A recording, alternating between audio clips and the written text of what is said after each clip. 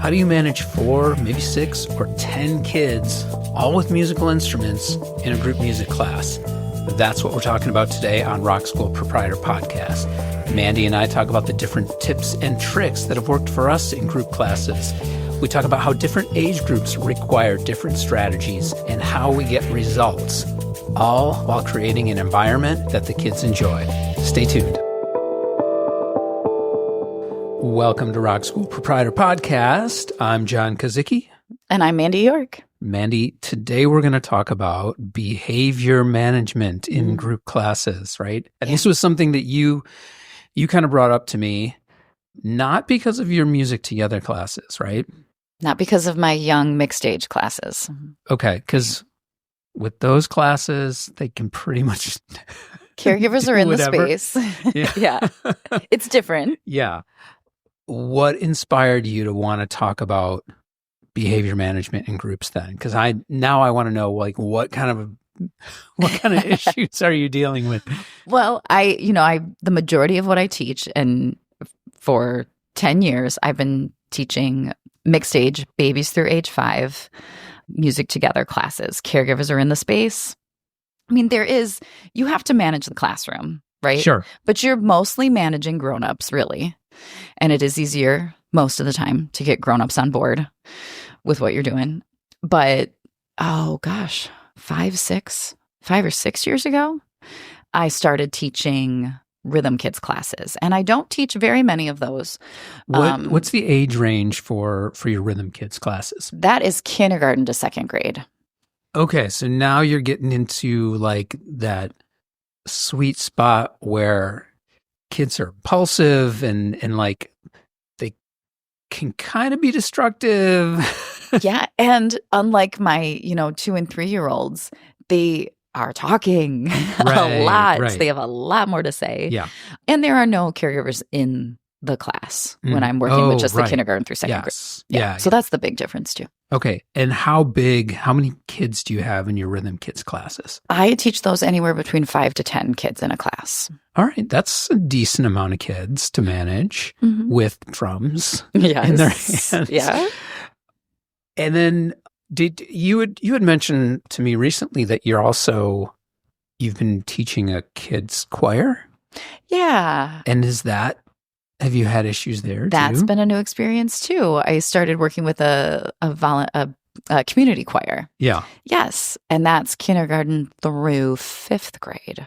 Okay. And how many kids? I've had, 13 to 18 in that group.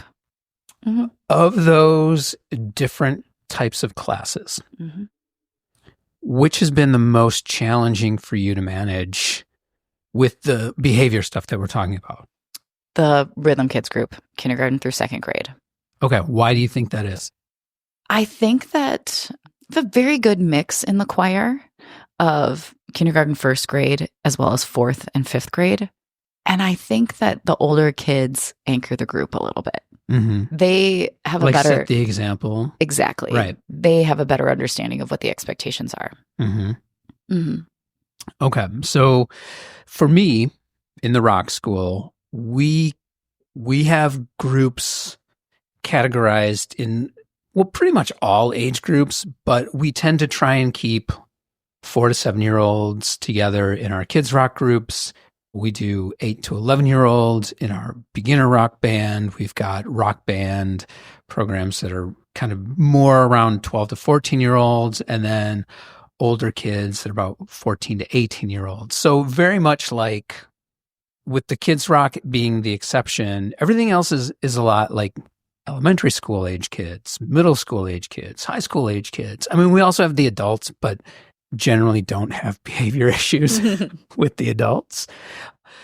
So I've definitely seen, and having had hands-on experience teaching, coaching, instructing all of these different age groups at one point or another, you got to handle each age group differently, I think. Yes. So I thought, my initial thought when you mentioned the behavior stuff, I thought the behaviors demonstrate in different ways. The behaviors need resolution in different ways. The behaviors need management in different ways. It's so with all these categories and age groups that I have, maybe like let's talk a little bit about your rhythm kits first. Okay. I guess. Yeah. So what's the biggest issue when you're dealing with what you would consider behavior issues, or how does it present itself? Interruptions. Okay. So when I'm a pro at this mixed age, early age thing. Mm-hmm. I've got it. When I started teaching rhythm kids, I was like, well, this is going to be a blast. They're just bigger kids. You expect more from them in this class, a little bit more. There's no grown-ups here. It's going to be our big kid music club. Same thing, just different kids. And I mean, I've immediately realized it is not the same. It's not the same at all. I would say in terms of age group and what you're doing in those classes, that's most similar to what we do with our 4 to 7-year-olds with our Kids Rock. Yes. Yep. I would say so. Okay. Yeah. So I got in the space, and I'm sitting in front of these kids, and I was constantly interrupted. You start to explain something, and then it's immediately like, what are we going to do next? Do you have a husband? Right. I have a wiggly tooth. Yeah. It's just so overwhelming, and it's so fun. It's easy for you as a teacher to get kind of caught up in it and spend so much time learning about the wiggly teeth and what your favorite color is. Yes. I remember my feelings early on were I was getting stressed after my first, several classes. Like, I'm not covering the material that I need to cover. This is bad. How do I gain control? This is not going well. Mm-hmm. The kids were having a blast. Everyone was smiling. You know what I mean? But I had my stress level was up because I was feeling like I'm not cut out for this. I'm not giving the kids all the information and material that is in my plan, right? You go in there with this plan and quickly realize I didn't get through half of it. Yeah. That age group is challenging. Mm-hmm. I would say that of all the age groups that we serve at the Rock School, that's the most challenging. And when I go to either hire instructors or I have instructors teach that age group, 4 to 7-year-olds, I can't just ask one of my, I've got almost a dozen instructors. I can't just grab one of them and say like, hey, I need you to teach this class today. There is a specific skill set and a specific mindset, I think, and not everyone can teach that age group. So there's tricks to it, there's nuance, and most of it, all of it is because of like how you have to manage those behaviors, because it has nothing to do with the musical content. Like, yeah, anyone can grasp the musical content, but it's how you keep those kids engaged enough so that, like you're saying, so that you are getting through the material and they're not bouncing off the walls and asking you, are you married? What's your favorite color? What did you have for dinner today? Yes. All that other stuff. Yeah. Mm-hmm. Yeah. So what strategies have you employed now that you've done it for a while and you realized in the early days you're not getting through the content and it's not the way you want it to be? Yeah. Well, I think one thing that was important for me personally, I had to lighten up on myself a little bit. That's why I mentioned that I was really hard on myself in the beginning and worried that like I'm not doing a good job. Mm-hmm. I had to let go a little bit and know that like I was putting a lot of pressure on myself to get through X amount. Okay. Right? And was your thought process about getting through a certain amount of material, was that like you wanted to get through that material, or you wanted to make sure the kids learned that much? Well, or both, right? Both. And I felt this, I feel this is all me and inside my head. Yeah. Not everybody's the same. But I was like, the parents are expecting this. I need to do a good job for the kids and the parents. Yeah. I learned to lighten up. Which we've talked about, right? That's self-imposed. Totally. Most of the time. Yeah. Yeah. So take it easy on yourself. You know, these classes were not by any means total disasters. Zoom out, take a look at what's really going on. The kids were having fun. We were getting through material. But I had to learn to adjust how I presented things, kind of knowing what comes next. In giving instructions, being very specific. Not saying like, okay, we're going to get our djembes. Because once you say that, they jump up, right? Yep. To go get their djembe. Mm-hmm. You have to say, okay, I'm going to tell you the 3 things we're going to do. 3 things. Key. Yes. That's key. Yes. The 3 things. That's on my list too. Yes. Right. So to be very specific with them and know that, because if you just say, this is what they're doing, they're going to jump up and do it. Say something like, these are the 3 things. I want you to get your djembe. I want you to slowly walk to this side of the room and then get in playing position. Yeah. Okay, now go. That's something that I've learned, my trial and error, but just seeing that happen over and over. And then I realized like my energy level is higher with those kids than it is with the tinier ones. Yeah. I think I get a lot of energy from the grown-ups in my classes, from the mixed age group, which is how it should be. Those caregivers are modeling for their young children. Mm-hmm.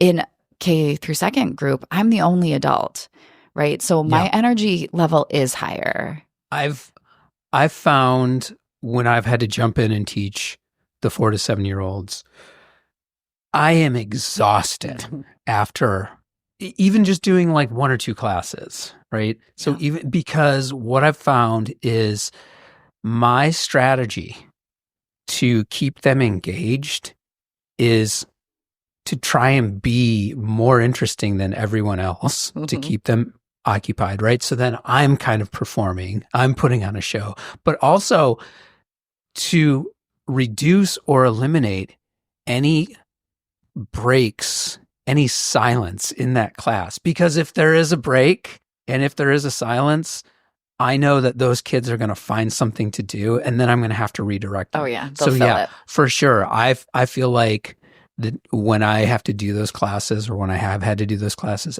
absolutely exhausting. Mm-hmm. Yeah. Yep. You got to. You mentioned a couple things that I wanted to highlight because they're all in various ways on my list too. Number 1 is establishing a routine. You have to establish the routine, number 1, so you're able to effectively teach the class, so you know how to lead them through. But also, as the kids get comfortable, as they come to a few classes, they start to expect what that routine is. If you're like winging it every class, the kids don't know what's going on. They don't know how they're supposed to behave, right? So establishing that routine is so important. And they will keep you honest too, right? Yeah, if you would do a good job of establishing the routine, they'll call you out. They're like, "Oh, we were supposed to do this next, right? Or shouldn't we put these over here when we're finished?" Yeah. You mentioned the 3 things. I do this, and I suggest this with my band coaches, with all of my instructors. If you're teaching a group class, write down what you're going to do in that class on the whiteboard. Right? These are the 3 things we're doing in rehearsal today. These are the 3 things we're going to do in class today. Refer back to it. At the beginning of class, show them these are the 3 things. Then refer back to it every time you need to. Like, okay, we did number 1. We're in the middle of number 2. We still haven't finished number 2. Having that visual schedule and that visual understanding of what you're trying to accomplish in each class, again, helps the kids feel like they understand what's expected of them and what is going to happen. And then the third thing I wanted to mention was it's like training puppies. It takes constant repetition and patience. And most of the time, especially with the little kids, if you say it once, you're going to have to say it a few more times, Yeah. just like you would a puppy. Mm-hmm. Because their brains are all over the place, like you direct them to one thing and then they're like, okay. And then they're off to something else. You got to bring that attention back to whatever it is you're focusing on. Yes. Yeah. Yep. I mean, the good news is they do like repetition and routine. They really do. They thrive on that. So I have to remind myself that from time to time because it may feel too repetitive to you, right? You're like, oh my gosh, I'm doing this again. Don't get caught in that because they're not feeling that same way. Mm-hmm.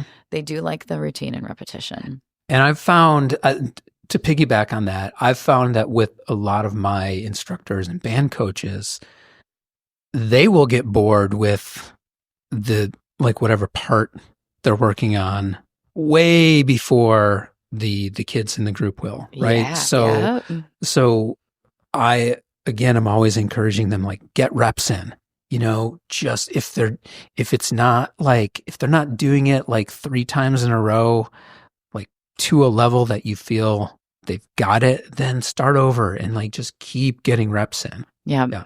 It is very satisfying to them. It is. Right. Yeah. Good to remind yourself. Another thing about the behavior, kind of what you had said, they're all over the place. I suppose this is a why. In most cases, we're getting them at the end of the day. In my case, I'm getting them after school. Sure. These kids have been keeping it together all day long, right? And this isn't like school. This isn't a rigid experience. I mentioned earlier, I call it our Big Kids Music Club. Mm-hmm. So they're excited to be there. Yeah. Another good thing to remind yourself about, right? That balancing my teacher goals versus the experience of the kids. Yep. Right. I can see my effectiveness in the rhythm patterns that they're learning, in the smiles on their faces and the way they're moving their feet to a beat, right? Mm-hmm. Remind yourself of all those little things and balance those things. Your teacher goals versus the experience of the kids. Yeah, I don't know. As I'm sitting here thinking about this, that's what I keep coming back to because I just think I can get so hard on myself about trying to be too perfect in these situations. When you think about behavior issues in these classes, everything you've described so far is really just about capturing attention. And that's kind of what I've heard. Yeah. And which I think most of the time, even with all the different age groups that we serve at the Rock School, that's really what's going on. Most of the time, you just need to redirect or recapture their attention.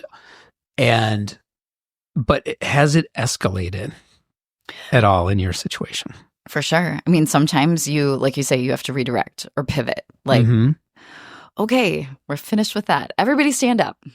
You know what I mean? Sometimes you just need to change the energy level. This small movement activity they're just not in it.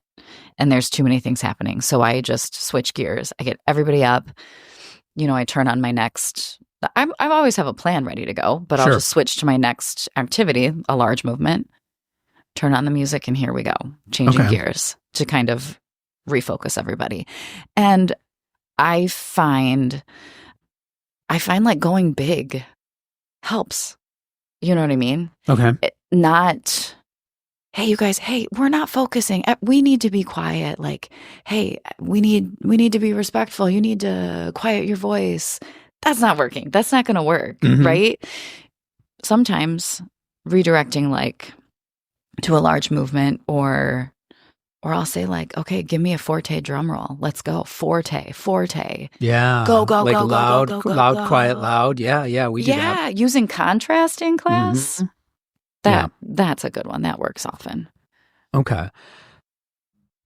I want to get into it a little with kind of some nuts and bolts stuff that I've seen at the Rock School. I'm curious. I'm really curious.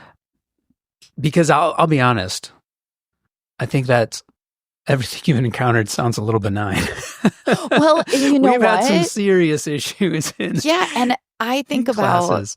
We're working through a book of rhythm patterns and we're just playing music together. It is very just, playing with music. Right. it's quite informal, really. You guys are preparing for a Yeah. concert. Yep. Because it's kind of goal based. Yeah. Even with the 4 to 7-year-olds, it's like we have to. There's a result that we're trying to get, and there's a finish line for this, and it involves a performance. So the stakes are a little higher. Now, I will say with the younger kids, the same age group that you're describing, most of it has been kind of the same issues that you've experienced, right? But with the 4 to 7-year-olds, the two big issues are, and this, okay, so this one across the board, the biggest issue is what we call noodling, right? And noodling is playing your instrument when you're not supposed to, when the band coach or instructor is talking, you shouldn't be playing. And so with the 4 to 7-year-olds, we've done like sticks up, picks up, right? And get their hands up so that way they're not making any noise with their instruments, or quiet coyote, right? Quiet coyote. Nice. But again, that's like that training a puppy thing. Yeah. If you're consistent with that in the classes, when you bust that sticks up, picks up out, then they know what to do, and they'll usually fall into line. Yeah.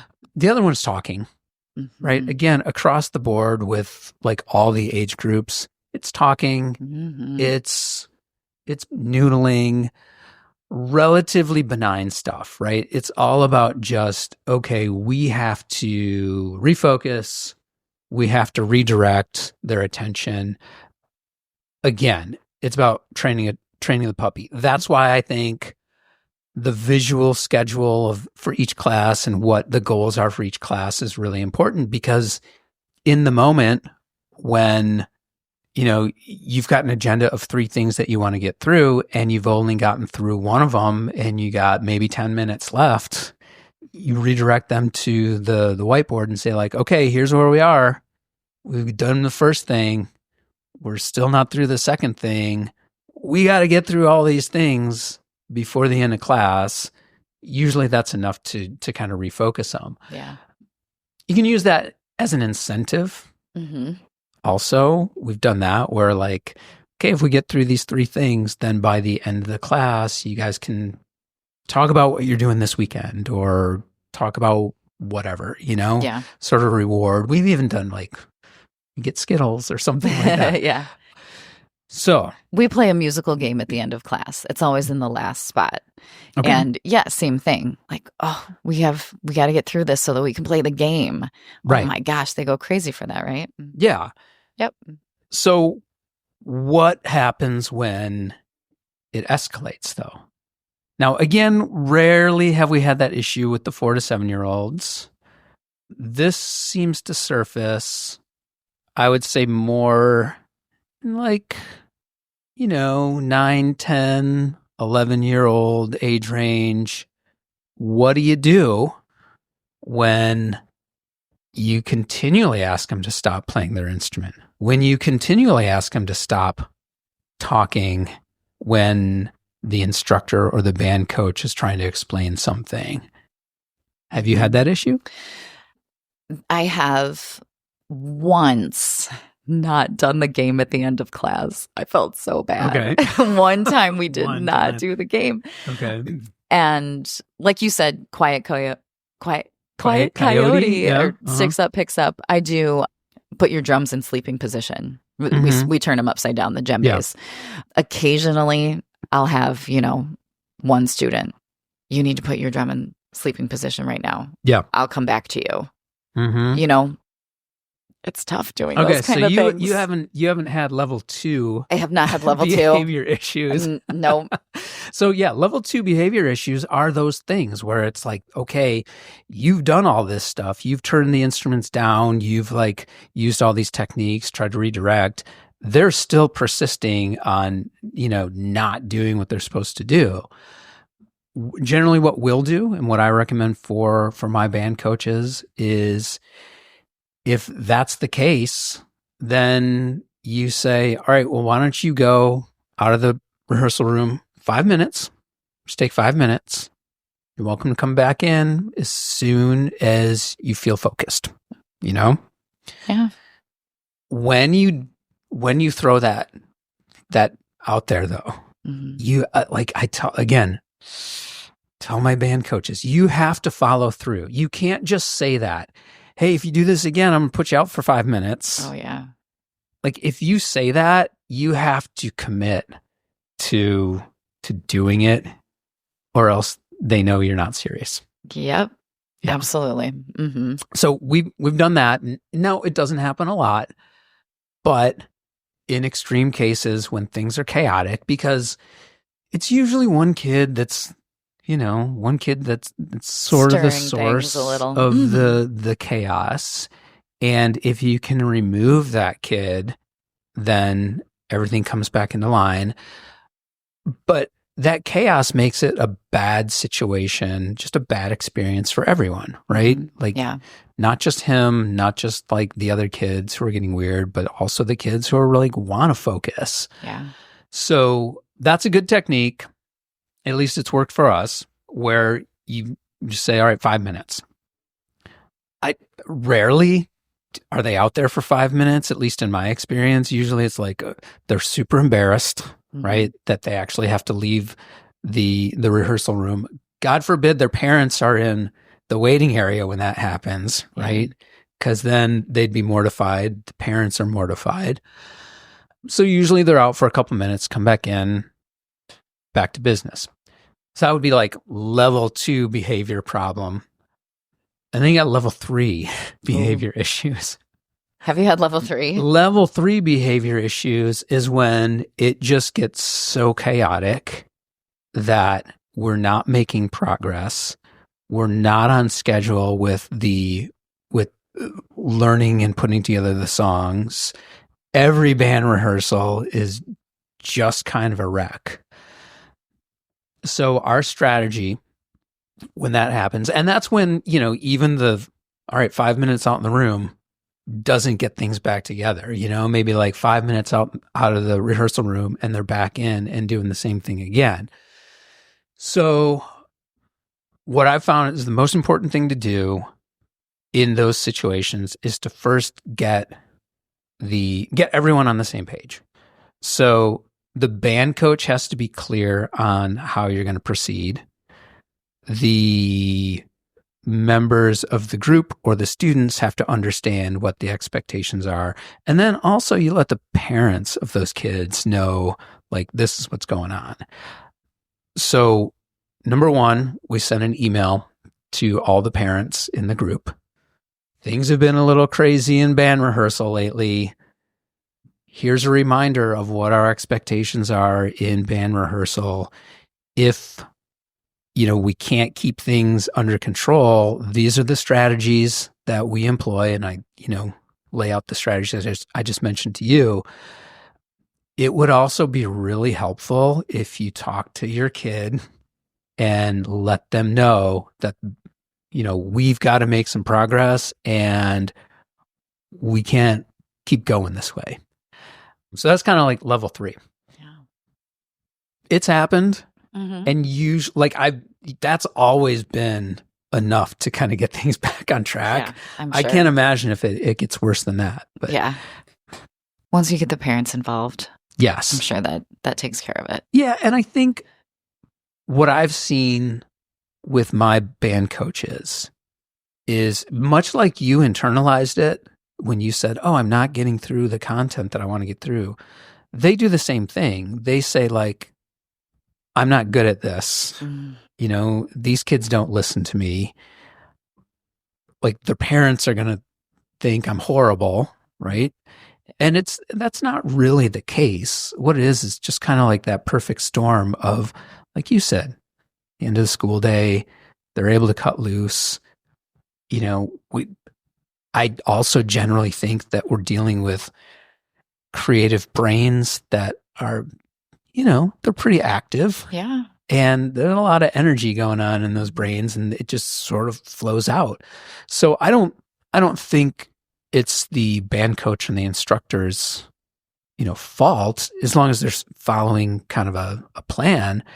It just is what it is. And I don't think they're going to be blamed by the parents. Right. Yeah. I think that was an important mindset change I needed to make. Mhm. And then implement all of these, like setting expectations and all of the strategies that you said. So Yep. do you think you got everything under control now? Well, I mean, I have had a really good year, actually, with Rhythm Kids. It gets better. But I mean, each group, each semester change, you're starting over, really. You've got some kids that know the expectations, but you've always got newcomers that don't. Consistency is important. Like we said, ritual, repetition, consistency is helpful. And you never know how those personalities are going to mix. Yeah, that's so fascinating, right?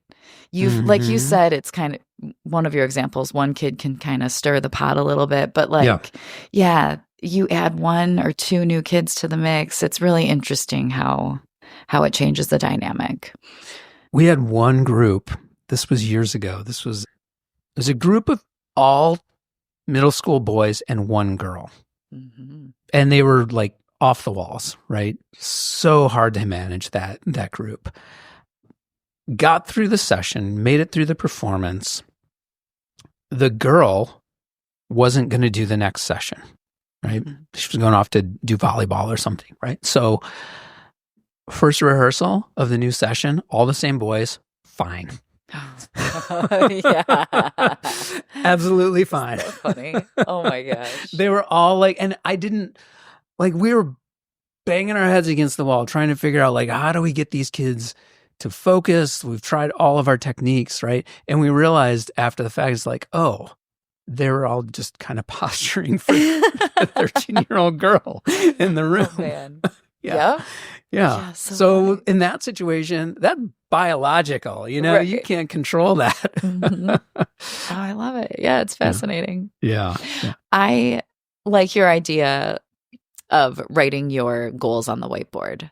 Mm-hmm. I think that's something I'm going to try these next couple weeks. Yeah, I really and you like can that, even check it off, right? Done. Done. Yeah. We did it. Yay. Have a little celebration. I like that. Mm-hmm. Mm-hmm.